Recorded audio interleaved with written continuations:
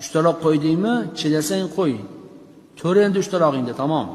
Olmayman deb qaytarib oladigan bo'lsang-chi, xotining boshqa erkakning lazzatini tatib ko'rsin. U erkak ham xotiningni bir tatib ko'rsin. Keyin senga xohlasa berib yuborsa, keyin sen tataverasan. Ana shu darajada pastkash bo'lsang olaver. Ana bu yerda bular nima qilyapti hozir? Allohni aldamoqchi bo'lyapti.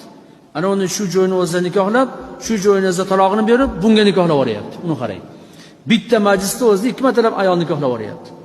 Xo'p aytaylik, ana uni iddasi tugagan ekan. Ikkinchi erkak nikohlandi deylik. Ikkinchi erkakdan endi u taloq qo'yib nikoh. Ikkinchi erkakdan keyin ham buni idda kutish kerak-ku axir.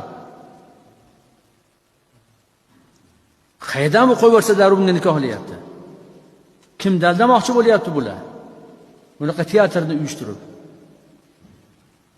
Ikkala yerdan ham idda kutmayapti u xotin.